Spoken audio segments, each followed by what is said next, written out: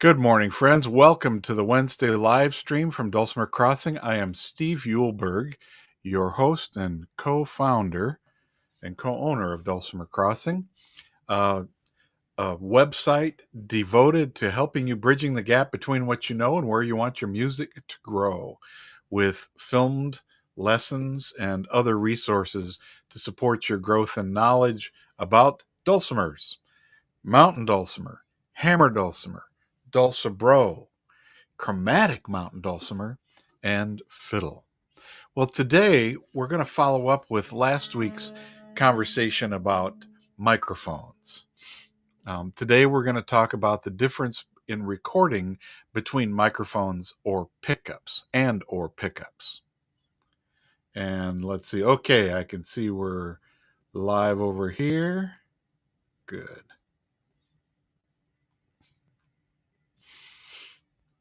And what I'm going to, I haven't had this actually happen live yet, so I'm going to test it. If it doesn't work, I've got a plan B. But the plan A is that I'll show you what I was talking about last week, and we'll be able to, by looking over my shoulder as I use my recording program or my digital audio workstation. Short name is a DAW. People talk about that I'm going to show you the difference between using the microphone and the pickup and why you might use one or the other or a combination of them. So let's hide that, and let's change my camera. Number one, I'm going to use a couple of different dulcimers. This is my Folk Roots mountain dulcimer, one I built in 1980. Learned how to carve scroll heads. I'd never done that before, didn't know how to do it. This dulcimer is what taught me how to do it. This came as a Folk Roots kits from California, and it's how I got started playing the mountain dulcimer. Now, this one has a pickup in it with the jack in the end pin. The pickup is underneath the soundboard. I believe it's on this side. Yep, there it is. I can feel it. It's a contact pickup that's underneath. It's sitting right underneath the fretboard right here. So it's picking up the vibrations of the instrument, but it's not picking them up directly from the tail. And you'll hear a difference between this and my other dulcimer of choice today. But what I'm going to do is take this 1/4-inch foam plug and plug it in there. And now hang on to your horses. That cable is going over. See the red box over there? It's red on the front. You see that little bit of red, not the red pen. That is my Claret 4 Pre, which has 4 inputs, and that yellow one is the other end of this cable here, which has got yellow on it, and it's going directly into the computer. The other input is my Audio-Technica 4050. I'll turn it sideways so you can see it. It's a large diaphragm condenser mic. And what this box over here does is send phantom power to this microphone. Condensers always need some kind of power in order to be as sensitive as they are. And that's picking up the sounds. And so it's sending power to the microphone sending the signal back to the Claret Pre, which is, now here's where I'm going to share my screen.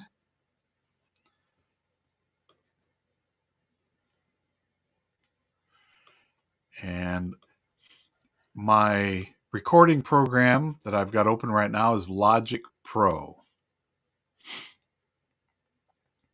And I've got it set up right now with 4 different possible tracks.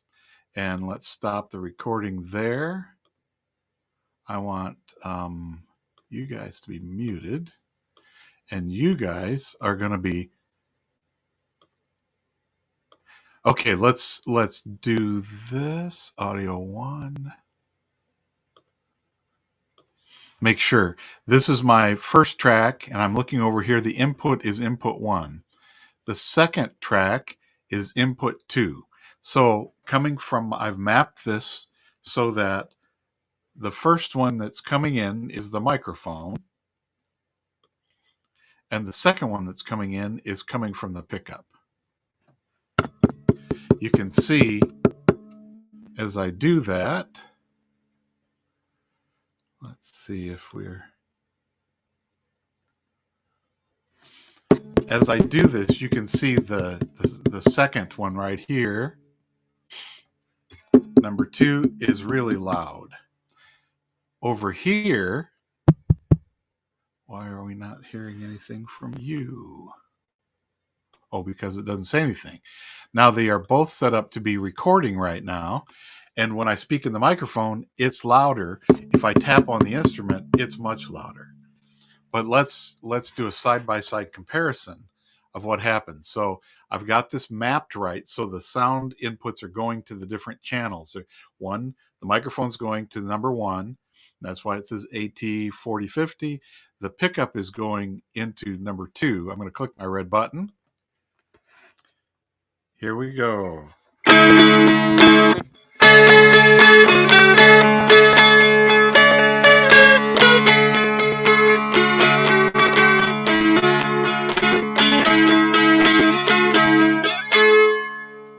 Now you can see visually how much difference this is.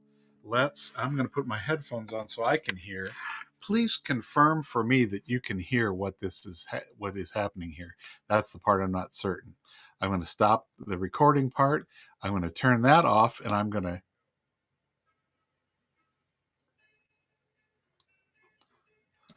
now I'm going to switch.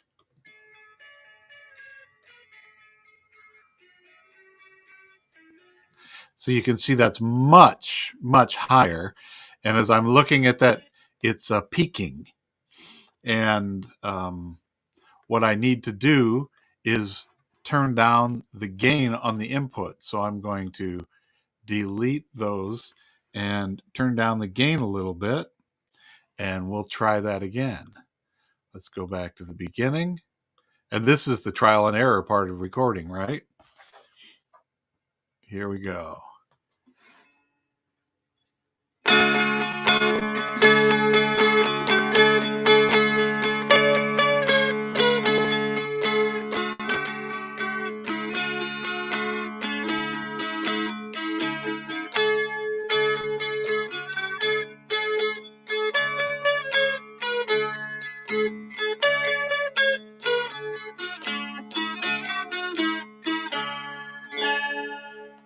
So when I changed, I got to stop there. When I changed, yes, clipping, definitely clipping, and turned my input gain down a little bit, you can still see that as I'm talking here, the larger one is coming through the microphone. The instrument itself is still picking up what I'm speaking, but it's having to the instrument is having to vibrate in order to hear that. Now let's go back to the beginning and let's play them side by side. So here's play. This is playing them both together. This is the microphone by itself, pickup by itself.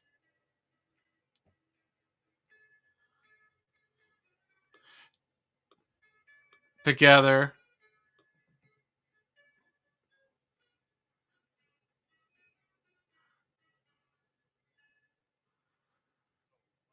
And that was me talking, so I'll get rid of that so we don't have that constantly there for the comparison. And let me do this and do the fade tool. Yeah.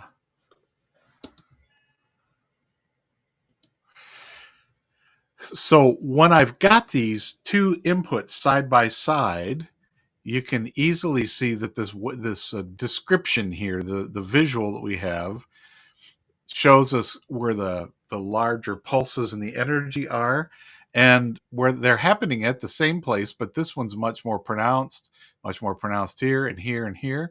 By turning down the gain, you saw that this did not move over into the clipping place. We want everything to be below 0 dB, but even farther below. If I move it over here,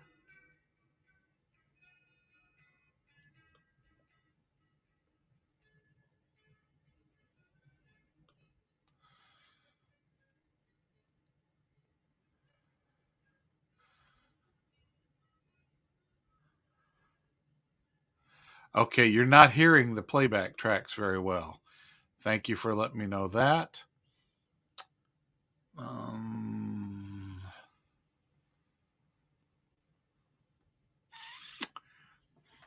That's the part about this process that I'm not certain about, Jim. I don't know how to. I don't know how the sound is getting to Vimeo. I don't know where there's a volume boost knob for that.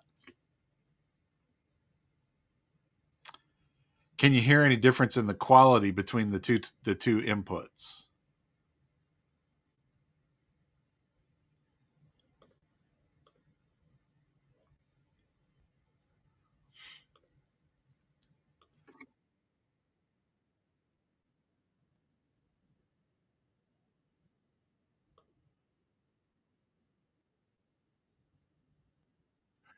It's too quiet to tell. Okay. Well, then that's not exactly doing what I hoped for. Sorry about that.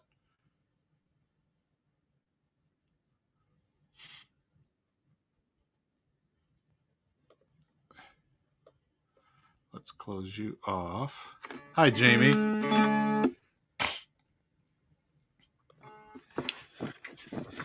Now, here's the thing. I can unplug without a worry about having everything turned off because there's no speaker, there's no amplification and speaker that I have to worry about. The big pop that happens with speakers is what can shatter the cone of a speaker, which is why we always do that differently. Now I'm going to mute these two. And you need to be output 1, yep. Or input 1, input 2. Got it. Okay. 15 dB penalty. Yes, very good.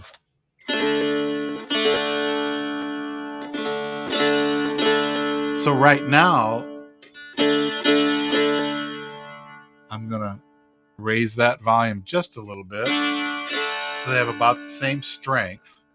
The top two tracks are muted. I'm going to go back and we're going to do that again in this tuning.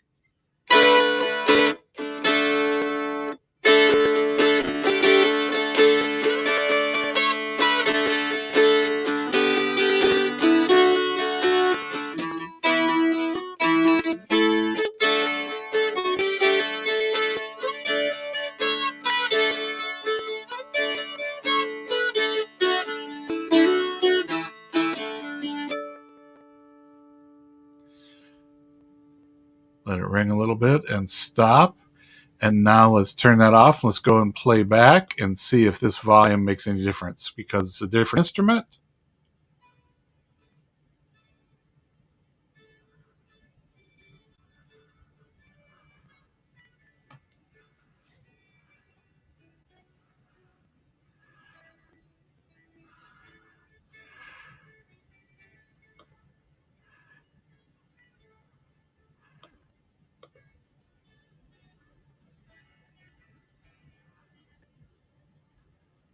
Huh.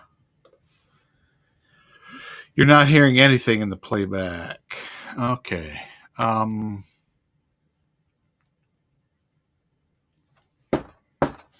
Here's okay.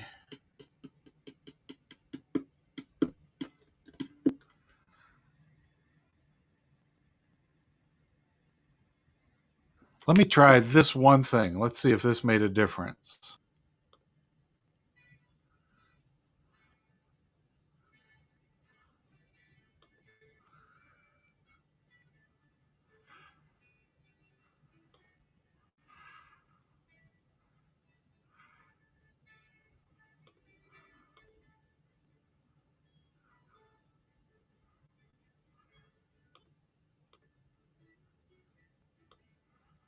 Okay, that That's just the monitor on my pre. Okay, so let's try this. I'm going to try to balance everything.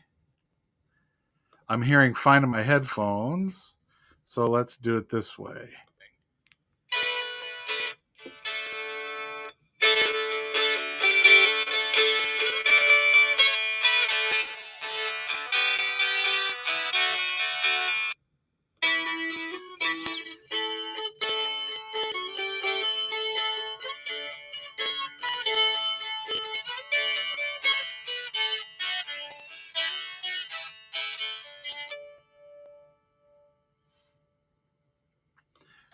Was that loud enough that you could hear the quality difference? The sounds of the pickups are different for this reason. This is a piezo pickup. Right. The top track is less tinny because it's actually the microphone. The bottom track is the piezo pickup, which is the one under the bridge here, or it's sometimes called an under saddle pickup. It's picking up vibrations directly from the bridge, so it's missing the ambience and the warmth of the instrument. The one that's in the other dulcimer is a contact pickup that's inside underneath on the soundboard underneath the fretboard. On that instrument, the fretboard is not the soundboard is one piece instead of two with a groove, and so the pickup can be right underneath the bridge. So it's picking up some of the instrument as well as the string vibrations. The piezo focuses on the string vibrations. And when I was talking last week, well, let's go back and compare the other one now. And let's mute these guys and unmute you two and play. Let's get the headphones back up here. Try this again.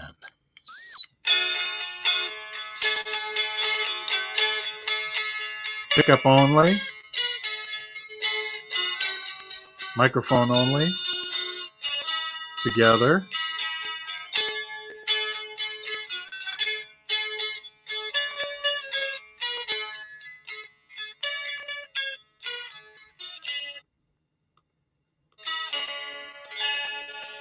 And that's the under the fretboard pickup. That's the contact pickup. The piezo pickup tends to be it has more clarity, much thinner sound. And when I was talking about people who make recordings and use only the pickup, that's where I don't hear the richness of the dulcimer sound.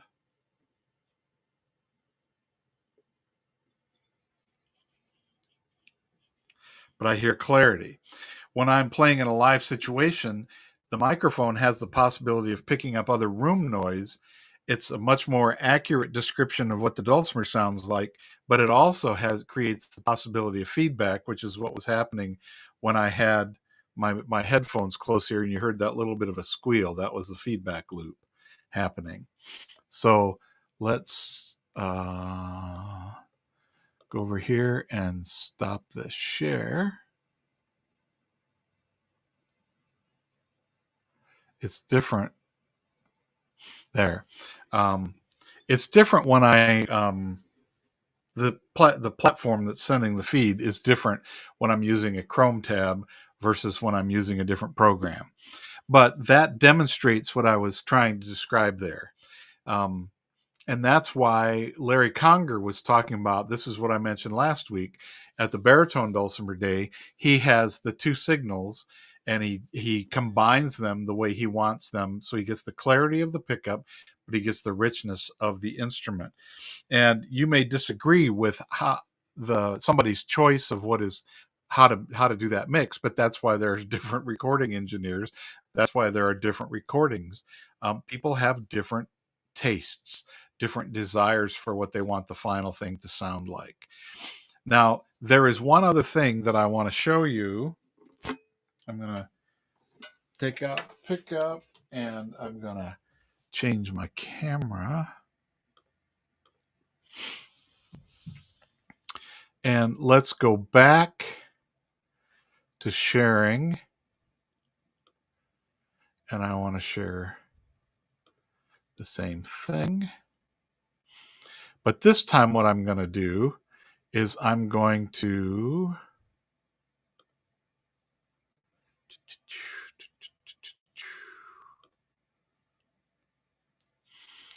change and do some. I've chosen you guys are off. I want you. I've chosen you, and I want some effects. I want some reverb.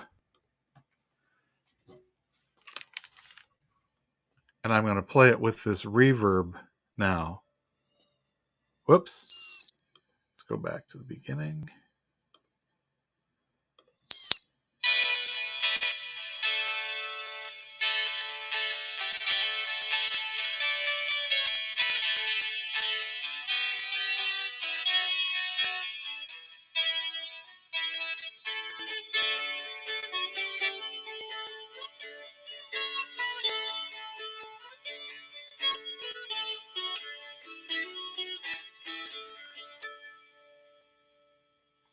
So that's where, because the sound is now captured and it's been digitized, I can use all of these different things from the library. This is the reverb side.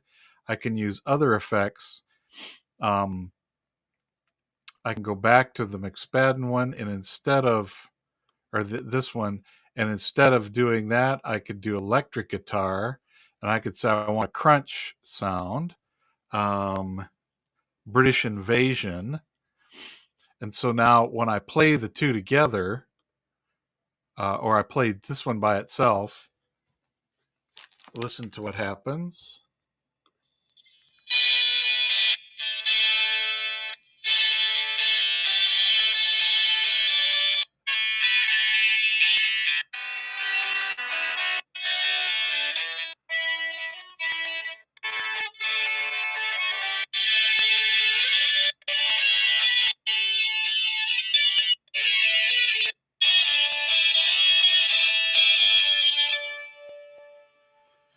And I can put that kind of a different effect on anything.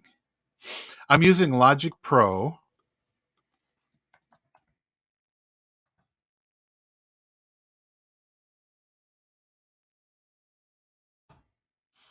It is GarageBand.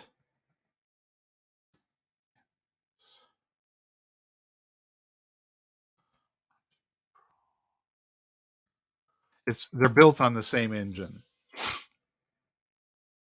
But because I can do these different sounds, I could change this one to be that kind of a sound as well.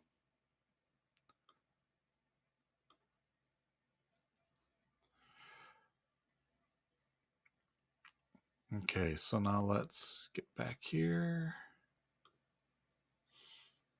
Yeah, it's very, very similar. And in the course that you took, Jamie, we were looking at the guitar licks, classic guitar licks to learn dulcimer. This is what I was using to get to try to match as best I could the reference recordings that we have, to take what I wanted and then make it sound as much like that as possible. So this is the process I used to do that. And in that case, I didn't do the plugging, because this gets back to Jim's question. If I'm in a studio, reality is I'm in a studio right now. And this is the way a whole lot of studios are at this time. They're in people's homes. And most of the time, well, every time I've recorded, I've been in a recording studio that's been in someone's home. It sometimes is mostly a dedicated space. And in all 3 times I did that, no, not all the recordings, almost all. But in 3 of the 4 studios that I've worked in, they've been basement dedicated recording studios. In one other one, it was a separate building.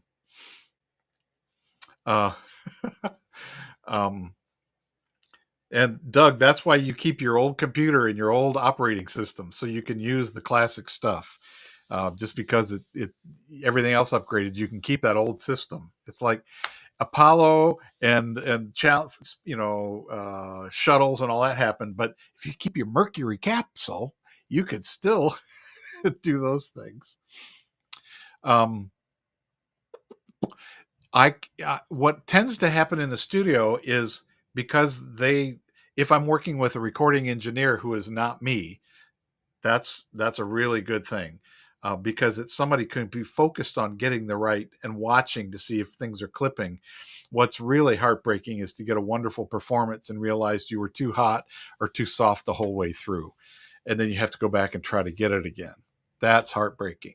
And having an engineer who can stop you before you're that far into it, your heart just gets bruised a little bit, not broken. But in the recording studio, usually it's the direct input as well as one or two or three or four microphones working to capture different things. It depends what kind of a thing you're going to be doing. When I did my Between the Tracks recording, which was all guitar solo pieces, there were several microphones because there were some overdubs on that where I'm playing rhythm and then I play a lead on another track, but most of them were one time through captures, and there was nothing else going to be added. So we had to get everything, try to get as much ambient room as we wanted. And because then you'd look and the one song might have 8 tracks in there because of the line in and the different microphones. And then the engineer helps me, and we choose what sounds the most like the guitar, what sounds most like what I want. And this is, maybe I don't want my guitar to sound like it because I'm not happy with it. I want it to sound better. In my situation, I'm blessed because I love the way my guitars sound. I want the recordings to sound like the beauty of my guitars. So that's what I was trying to do. But then he would mix and choose what balance of all these tracks to put together. That was the mix, because we weren't mixing a bunch of different instruments. We were mixing several tracks of the same take. And then they would all get bounced so that wouldn't get messed up. And once that was bounced, if I was going to add, like in that I added some percussion periodically, then we'd have that mix and we'd add the percussion to it, and we wouldn't accidentally change the mix.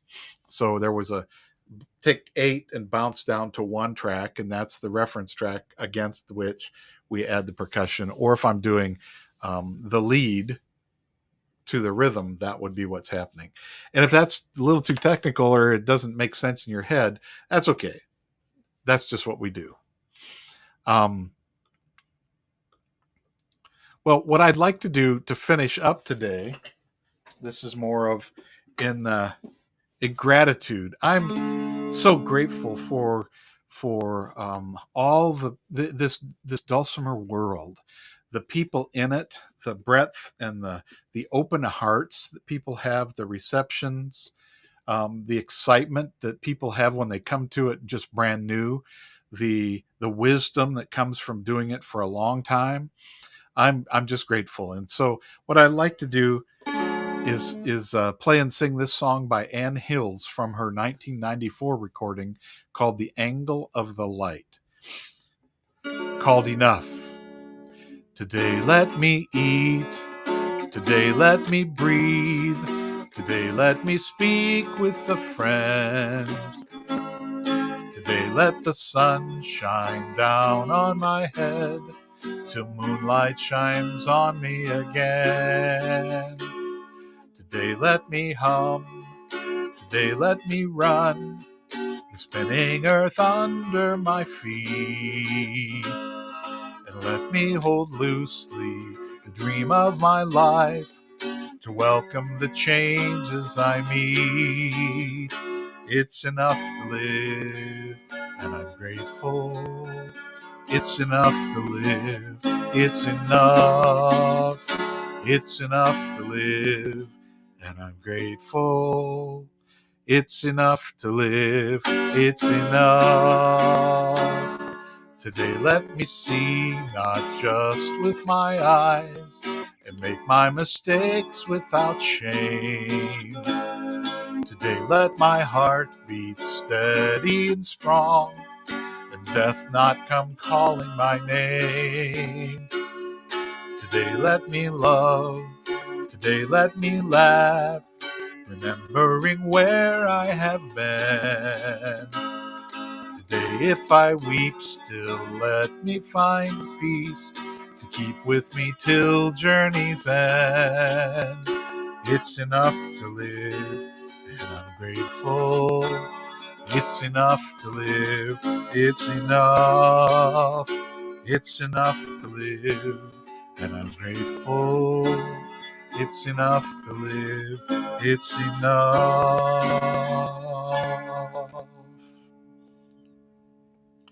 And so while there are things that are less than pleasurable and less than satisfying throughout the world, it's enough. It's enough to have you. It's enough to have those around us. It's enough to have our music, our dulcimers that let us remember why we do all the hard things we do. So I want to thank you for that. And I will look forward to seeing you next week. If you're celebrating Thanksgiving this week, I wish you the best. If you already celebrated it last month with my son and his fiance in Canada, that is great. May every day be a day of giving thanks. See you next time. Oops, I got to get to the right place. There we go.